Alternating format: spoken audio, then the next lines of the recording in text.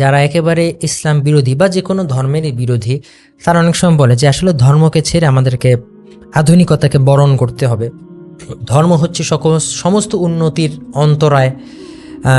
ইসলাম আবার অনেক সময় ইসলামের দিকেই বিষয়টা বেশি আসলে তীরটা ছুড়ে দেওয়া হয় অভিযোগের, যে ইসলামের কারণেই যত অবনতি, ইসলামের কারণে পিছিয়ে আছে, মোল্লারা ব্যাকডেটেড বা মুসলিম দেশগুলো উন্নতি করতে পারছে না, যে ইসলামকে বা ধর্মকেই সমস্ত আসলে পশ্চাৎপদতা, যে ইসলাম মানলে আসলে কোনো উন্নতি করা যাবে না, মুমিনদের জন্য সব কিছু হারাম, এরকম একটা বিষয় নাস্তিকরা বলে। আবার যারা সরাসরি ইসলাম বিরোধী না, যারা হচ্ছে বিভিন্ন বুদ্ধিজীবী, যাদেরকে আমরা লিবারেল মিশনারি বলি, এরাও ইনিয়ে বিনিয়ে বলে যে ধর্ম তো বিশ্বাস জায়গায় বিশ্বাস রাখো, কিন্তু ওইটা সব জায়গায় অ্যাপ্লাই করার দরকার নেই, ওইটা অ্যাপ্লাই করলে অগ্রগতি করা যাবে না। অত মোল্লাগিরি করলে আসলে কোনো অগ্রগতি করা যাবে না। উন্নত বিশ্বের দিকে দেখো, পশ্চিমারা, তারা এখন আর ধর্মকে গুরুত্ব দেয় না, তারা কত অগ্রগতি অর্জন করছে, মুমিনরা কত পিছিয়ে আছে, মুসলিম দেশগুলো কত পিছিয়ে আছে, এটা বলে। এখন ভাবছে, প্রথম কথা হচ্ছে, হ্যাঁ, দুঃখজনকভাবে এই চিত্রটা একেবারে অবাস্তব তা নয়। অনেক মুসলিম দেশই আছে যারা আসলে বর্তমানে অনেক অনুন্নত অবস্থা আছে, এটা দুঃখজনক সত্য। আবার পশ্চিমা দেশগুলো যে আসলে পার্থিবভাবে অনেক অগ্রগতি অর্জন করেছে, এটার পিছনে সত্যতা আছে, এটা আমরা অস্বীকার করি না। এবং তাদের সব কিছুই যে খারাপ সেটা আমরা দাবি করি না। যেমন পশ্চিমা দেশগুলোতে অবশ্যই অশুভ অনেক ব্যাপার আছে, তাদের মতাদর্শগত, যেটা আমরা সবসময় সমালোচনা করেছি এবং করব, কিন্তু তাদের কিছু ভালো দিক আছে। যেমন তারা বিজ্ঞানের ক্ষেত্রে প্রচুর অগ্রগতি অর্জন করেছে, তাদের চিকিৎসা ব্যবস্থা, তাদের শিক্ষা ব্যবস্থার ভিতরে শিক্ষা ব্যবস্থা অনেক অনৈতিক বিষয় আছে, কিন্তু সেটা যদি বাদও দেই, উন্নত অনেক দিকও আছে। এবং তাদের দেশগুলোতে আইনের এক ধরনের শাসন তারা প্রতিষ্ঠা করেছে, নিয়ম শৃঙ্খলা তারা প্রতিষ্ঠা করেছে, যে কারণে সেখানে এক ধরনের জীবনযাত্রা দেখা যায় যেটা আসলেই পার্থিব দিক থেকে যেগুলো উন্নত। তো এইটা বাস্তবতা, মুসলিম দেশগুলো অনেক সমস্যার মোকাবিলা করছে। কিন্তু এখানে একটা শুভঙ্করের ফাঁকি আছে। শুভঙ্করের ফাঁকিটা হলো যে আমরা যদি ইতিহাসের দিকে লক্ষ্য করি, তাহলে বুঝবো যে আসলে চিত্রটা সবসময় এরকম ছিল না। একটা সময় ছিল যখন এই মুমিন মোল্লাদের দেশগুলোই পৃথিবীর সব থেকে উন্নত দেশ ছিল, এবং যেটাকে আসলে পশ্চিমা আলোচকরা যেটাকে বলে ইসলামিক গোল্ডেন এজ বলে অভিহিত করে। সেই সময় কিন্তু মুসলিমরা পৃথিবীতে নেতৃত্ব দিয়েছে। মুসলিমরা প্রতিটি জায়গায় ধর্মীয় ক্ষেত্রে যেমন তারা ভালো অবস্থায় ছিল, যেমন তখন মহান সব ফকিহ, মুহাদ্দিস, মুফাসসির, তাদের যেমন আবির্ভাব ঘটেছিল, একইভাবে মুসলিমদের ভিতর থেকে অনেক ভালো অনেক বড় বিজ্ঞানী, দার্শনিক, তাদেরও আসলে আবির্ভাব ঘটেছিল। মানে যেটা হচ্ছে বারাকাহ, আল্লাহ তাআলা দ্বারা বারাকাহ, যখন বারাকাহ থাকে সব দিকেই তখন মানুষ উন্নতি করে, তখন দুনিয়াবী বিষয়, দিনী বিষয়, সব বিষয় আসলে উন্নতি অর্জন করে। আর দুনিয়াবী বিষয় তো আসলে ইসলামের বাইরের কিছু না, সবকিছু ইসলামের ভিতরে আছে। তো যে সময়টা মুসলিমরা আসলে দিনের উপরে ছিল, তখনই তারা সব থেকে ভালো, তারা মানে অগ্রগতি অর্জন করেছিল। আবার ইতিহাসের দিকে যখন আমরা তাকাই, যখন হচ্ছে মুসলিমরা দিন থেকে সব থেকে দূরে, যখন হচ্ছে ইসলামের বিধিবিধানগুলো রাষ্ট্র থেকে যখন সরিয়ে দেওয়া শুরু করলো, যখন হচ্ছে মুসলিমদের ভিতরে শিরক বিদআত বাড়তে লাগলো। যেমন মুসলিমদের বৈধ শাসক ছিল উসমানী সালতানাত, অটোমান এম্পায়ার, তারা যখন ইসলামের উপর কায়েম ছিল, তাদের ভিতরে অনেক নেককার শাসক এসেছে, মোহাম্মদ আল ফাতিহ রাহিমাহুল্লাহ এবং আরও অনেকে, তখন খুবই একটা সমৃদ্ধি ছিল মুসলিম উম্মার ভিতরে। কারণ আস্তে আস্তে দেখা গেল তারা যখন থেকে আস্তে আস্তে ইসলামকে যখন রাষ্ট্র থেকে যারা আস্তে আস্তে সরাতে লাগলো, তখন কিন্তু দেখা গেল যে অবনতিটা হয়েছে। এবং সব দিক থেকে দিনী ক্ষেত্রে যেমন অবনতি হয়েছে, দুনিয়ার ক্ষেত্রেও পিছিয়ে গেছে। এবং ওই সময়টা ইউরোপের রেনেসা এবং আস্তে আস্তে এনলাইটেনমেন্ট পিরিয়ড, ওরা যত তাদের ধর্ম ক্রিশ্চিয়ানিটি থেকে যত তারা দূরে সরে গেছে, তারা আবার অগ্রগতি অর্জন করেছে। কাজেই এই যে বলে না যে যত ধর্ম থেকে সরে যাবে তত উন্নতি অর্জন করবে, এটা কিন্তু পুরোপুরি মিথ্যা না, এটা তাদের জন্য কিন্তু সত্য। তাদের জন্য এটাই হয়েছে, তারা যত তাদের ধর্ম থেকে দূরে সরে গেছে, তারা তত অগ্রগতি অর্জন করেছে। এবং দেখেন, আরেকটা, আমি আপনার প্রশ্ন সরাসরি এটা ছিল না, তারপর আমি একটু বলি যে অনেক সময় মুসলিমদেরকে হীনমন্যতায় ভোগানোর জন্য ওরা বলে যে ইহুদিদের দিকে তাকাও, ইহুদিদের থেকে কত নোবেল পাইছে, তোমাদের মুমিন কয়জন বিজ্ঞানী নোবেল পাইছে, এরকম একটা কিন্তু বলে, নাস্তিকরা এটা বলে। কিন্তু একটা বিষয় খেয়াল করেন, যে সমস্ত ইহুদি বলা হয় যারা নোবেল পেয়েছে বা ভালো যারা বিজ্ঞানী, তারা বেশিরভাগই ইউরোপিয়ান জিউ, অ্যাশকেনাজি জিউ, বেশিরভাগই শ্বেতাঙ্গ ইউরোপিয়ান জিউ, এবং তাদের অনেকেই কিন্তু ধার্মিক ইহুদি না, নাস্তিক, এরকম আছে। তার মানে কি নাস্তিক হলে কি ভালো বিজ্ঞানী? বিষয়টা এরকম না, কিন্তু ইউরোপিয়ান পরিবেশের তারা, এবং তারাই ভালো ভালো বিজ্ঞানী, এবং যারা হচ্ছে মিডল ইস্টে যে সমস্ত ইহুদি ছিল তাদের ভিতর থেকে কিন্তু বড় বিজ্ঞানী, আধুনিক যুগের কথা আমি বলছি, আসেনি। আবার মধ্যযুগের কথা যদি আমরা ধরি, মধ্যযুগে বর্বরতা, এটা তারা বলে, এটা আসলে ইউরোসেন্ট্রিক চিন্তা। মধ্যযুগে ইউরোপ ছিল অন্ধকারে, কিন্তু তখন প্রাচ্য মানে ইসলামী বিশ্ব সেটা ছিল আলোকিত ছিল। মধ্যযুগের দিকে যদি দেখি, তখন সব থেকে ভালো ভালো বিজ্ঞানী, ধর্মবেত্তা তারা হচ্ছে মুসলিম বিশ্ব থেকে আসছে, এবং ইহুদিদের ভিতরে যারা সব থেকে শ্রেষ্ঠ ধর্মবেত্তা, যেমন মাইমোনাইডিস, মুসা বিন মাইমুন, তিনি কিন্তু ইসলামিক বিশ্বে বসবাসকারী ছিলেন, তিনি আরবি ভাষায় কথা বলতেন। এবং ইহুদিদের ভিতরে যে ক্লাসিক্যাল পিরিয়ডে সব থেকে বড় বড় যারা ইহুদিদের আলেম ছিল, যারা হচ্ছে দার্শনিক ছিল অথবা বিজ্ঞানী ছিল, তারা কিন্তু ওই মিডল ইস্ট থেকে, মানে ইসলামিক বিশ্বে যারা বাস করত। এটার কারণ কি? ইসলামিক বিশ্বে এমন একটা পরিবেশ ছিল, বারাকা ছিল, এবং মুসলিমদের সংস্পর্শে এসে মুসলিমদের থেকে, এবং আপনারা যদি মাইমোনাইডিসের ব্যাপারে স্টাডি করেন দেখবেন যে তিনি ইসলাম থেকে অনেক কিছু সরাসরি নিয়েছেন, মুসলিমদের দ্বারা তিনি প্রভাবিত ছিলেন।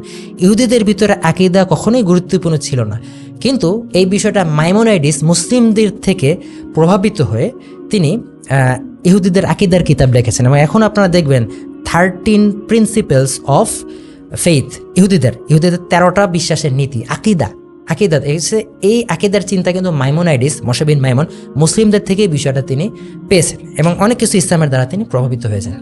এই বিষয়গুলো মাইমোনাইডিস এবং অন্যান্য যারা ইহুদিদের ক্লাসিক্যাল যারা স্কলার ছিলেন, তারা কিন্তু ইসলাম থেকে তারা প্রভাবিত হয়ে নিয়েছেন। বর্তমানে যেমন ইউরোপীয় চিন্তা দর্শন থেকে ওনারা প্রভাবিত হয়, সেই সময়টায় কিন্তু ইসলাম পুরো পৃথিবীর উপরে এরকম একটা প্রভাব বিস্তার করেছিল, যে বিষয়টা দেখা যায়। এবং তখন ইহুদিদেরও যত বড় বড় চিন্তাবিদ যারা ইসলামিক ওয়ার্ল্ডে ছিলেন, ইসলামিক বিশ্বে মানে খিলাফতের অধীনে অথবা বিভিন্ন ইসলামী সালতানাতের অধীনে ছিলেন, যেমন তারাই কিন্তু সব থেকে বেশি তখন শাইন করেছেন। যেমন এই যে মাইমোনাইডিস, তিনি কিন্তু কর্ডোবার অধিবাসী ছিলেন। কর্ডোবা ছিল ইসলামিক স্পেনের একটা শহর, এবং আমরা সবাই ইমাম কুরতুবী রহিমাহুল্লাহর কথা জানি, যিনি ইসলামের একজন অন্যতম মহান একজন মুফাসসিরদের একজন। মাইমোনাইডিস তিনিও এক কর্ডোবার অধিবাসী ছিলেন, এবং আরবিতে তাকেও হচ্ছে মুসা বিন মামুন আল কুরতুবী, মানে কর্ডোবার অধিবাসীদেরকে কুরতুবী বলা হয়, তিনি একজন কুরতুবী, কর্ডোবার অধিবাসী। এবং দেখা গেছে যখন মুসলিমরা যখন শীর্ষে ছিল, মুসলিমদের ভিতরে যখন বারাকা ছিল, মুসলিমদের ভিতরে যখন কল্যাণ ছিল, তখন অন্যরাও মুসলিমদের থেকে এসে জ্ঞান বিজ্ঞান এই বিষয়গুলো তারা নিত এবং শিক্ষা তারা লাভ করত। এবং যখন মুসলিমরা পিছিয়ে গেল, তখন দেখা গেল ইউরোপে এই বিষয়টা চলে গেছে, এবং তখন ইহুদিদের ভিতরে যারা ইউরোপে যারা ছিল তারা সব থেকে বেশি তখন শাইন করেছে। তো বিষয়টা আসলে এরকম সরল রেখা টেনে বলে দেওয়া যায় না যে ইসলাম মানলেই উন্নতি করা যায় না, বিষয়টা এরকম না, বিষয়টা মোটে এরকম না। বরং ইসলাম মানলে পরিপূর্ণভাবে মানতে হবে। হ্যাঁ, ইসলাম যদি পরিপূর্ণভাবে মানে তাহলে সেটা পার্থিব উন্নতির কোনো মানে অন্তরায় না। এবং ইসলামের আসলে সব থেকে শ্রেষ্ঠ যুগ তো ছিল রাসূল সাল্লাল্লাহু আলাইহি ওয়াসাল্লাম এবং সাহাবীদের যুগ, সেটাই সব থেকে আসল গোল্ডেন এজ। এবং সে সময় মুসলিমরা পৃথিবীর উপরে প্রাধান্য বিস্তার করেছিল। তখন তারা সব থেকে বেশি তারা ধার্মিক ছিল। এবং এর পরবর্তীকালে যখন স্কলারদের যুগ, ইমামদের যুগ, ক্লাসিক্যাল স্কলারদের যুগ, সে সময় ইসলামের একটা প্রাধান্য ছিল। তখনও ইসলামী ব্যবস্থা, ইসলামিক সিস্টেম রাষ্ট্রগুলোতে কার্যকর ছিল, এবং মুসলিমরা এখনকার থেকে অনেক বেশি ধার্মিক ছিল। তখন কিন্তু তাদের পার্থিব অগ্রগতিতে সেটা বাধা লাভ করেনি। এবং অন্যান্য সভ্যতার লোকজন, ইউরোপকেও তখন কিন্তু ইসলামী বিশ্ব তখন আলো দেখিয়েছে। এই ইতিহাসটা আমাদের অনেকের হয়তো জানা নেই, জানা থাকলেও হয়তো সেভাবে জানা নেই।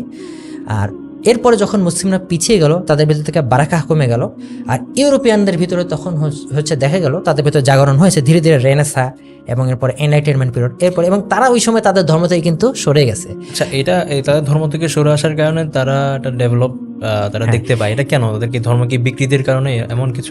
বাস্তবতা আমরা ইসলামীভাবে বিষয়টা এভাবেই দেখি যে তারা যখন বাতিল ধর্মে ছিল তারা তখন শাইন করতে পারেনি। বাতিল ধর্ম থেকে সরে গিয়ে তারা যখন চিন্তা বুদ্ধি এগুলোকে যখন তারা প্রাধান্য দিয়েছে, তখন তারা উন্নতি অর্জন করেছে। ইসলামিকভাবে আমরা বিষয়টা এভাবেই দেখি। এবং আরেকটা বিষয়, তারা পুরোপুরি ধর্ম ছেড়েছিল তাও না, তাদের ভিতরে বিভিন্ন রিফরমেশন হয়েছে। যেমন প্রোটেস্ট্যান্ট রিফরমেশনের কথা বলা যায়। ক্যাথলিকরা যেভাবে চার্চ আর স্টেট, রাষ্ট্র এবং গির্জাকে তারা যেভাবে একীভূত করেছিল, সেটার কারণে দেখা গেছে যে আর পারছে না, তারা রাষ্ট্র চালাতে আর পারছে না। তখন তারা চার্চকে রাষ্ট্র থেকে আলাদা করে দিয়েছে। তো প্রোটেস্ট্যান্ট রিফর্মাররা তাদের চিন্তাধারা অন্যরকম, অনেক কিছু তারা রিফর্ম করে ফেলেছে। এবং যখন তারা রিফর্ম করেছে, আবার অনেকে দেখা গেছে ধর্ম সম্পর্কে স্কেপটিক বা সংশয়বাদী হয়ে গেছে, কেউ কেউ ডেইস্ট হয়ে গেছে, মানে ইচ্ছা মতো তারা ব্যাখ্যা করেছে ইউরোপে, অথবা ঈশ্বর বা স্রষ্টা তিনি যে কোনো প্রভাব রাখেন সেখান থেকে তারা সেই বিষয়টাকে তারা সরিয়ে দিয়েছে, অনেকে নাস্তিক হয়ে গেছে। এইভাবে তারা যখন চিন্তা বুদ্ধিকে যারা প্রাধান্য দিয়েছে তখন তাদের ধর্ম থেকে সরে গেছে, অগ্রগতি অর্জন করেছে না। আমরা পিছিয়ে গেছি যখন আমরা আমাদের ধর্ম থেকে সরে গেছি। তো বিষয় হচ্ছে ব্যাপারটা উল্টা, ওদের কাছে যেমন হচ্ছে মধ্যযুগ হচ্ছে অন্ধকার, আমাদের কাছে মধ্যযুগ হচ্ছে আলো, এবং এই বিষয়টা ঐতিহাসিকভাবেই সত্য। এবং বিবিসি বা এই ধরনের অনেক মাধ্যম আছে, তাদের ডকুমেন্টারিতেও কিন্তু বিষয়গুলো দেখায়। আর আরেকটা বিষয়, সবথেকে গুরুত্বপূর্ণ বিষয়, আমাদের ইসলামিক যারা সবথেকে বড় বড় যারা শাস্ত্রবিদ, যারা আলেম ওলামা, তারাও আমি যে কথাগুলো বললাম সেগুলো তারাও বলেছেন। অনেকে আবার বলতে পারে যে এই মুমিন সে হচ্ছে বিকৃত করে বলতেছে, এরকমটা বলবে অনেকে যারা ইসলামের সমালোচক, তারা বলবে না না না না, ইসলাম আসলে সব কিছুকে হারাম বলে, ইসলাম থাকলে আসলে অগ্রগতি হবে না। এই মুমিন বক্তারা তারা হচ্ছে বিষয়গুলোকে বিকৃত করে। নাস্তিকরা কিন্তু এভাবে কথা বলে, আপনারা দেখবেন।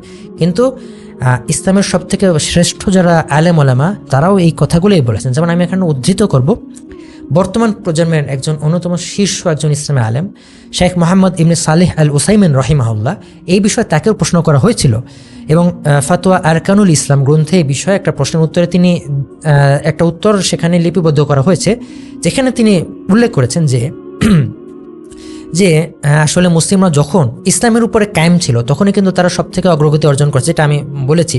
এবং তিনি একটা গুরুত্বপূর্ণ কথা বলেছেন, যেটা আমি হুবহু সেখান থেকে উদ্ধৃত করব। তিনি উল্লেখ করেছেন, পাশ্চাত্য দেশসমূহ যে সমস্ত উন্নতি সাধিত হয়েছে আমাদের দিন তা গ্রহণ করতে বাধা দেয় না। আফসোসের কথা হলো মুসলিমগণ দিন দুনিয়া উভয়টিকে হারিয়ে ফেলেছে। পার্থিব উন্নতি সাধন করতে ইসলাম কখনো বিরোধিতা করে না। এরপরে তিনি শাইখ ইবনে উসাইমিন রাহিমাহুল্লাহ অনেকগুলো কোরআনের আয়াতকে তিনি উদ্ধৃত করেছেন এবং হাদিসকে উদ্ধৃত করেছেন।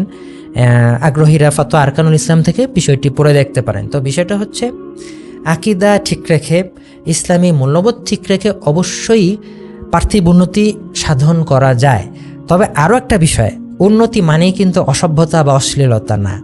অনেক সময় ইসলাম বিরোধীরা দেখা যাচ্ছে যে নারীরা বেপর্দা হয়ে যাচ্ছে, ওইটাকে বলছে এই যে অগ্রগতি, এগুলো কোনো অগ্রগতি না। দেখা যাচ্ছে কেউ মদ খাচ্ছে, মজা করছে, এগুলো কোনো অগ্রগতি না। অগ্রগতি হচ্ছে হয়তো কাঠামোগত উন্নতি, বিভিন্ন বিজ্ঞান বা প্রযুক্তির যে উন্নয়ন, সেগুলো হচ্ছে উন্নতি। অর্থনৈতিক সমৃদ্ধি, সেটা হচ্ছে উন্নতি। এগুলো অবশ্যই খারাপ কিছু না। অবকাঠামোগত উন্নতি, এগুলো খারাপ কিছু না।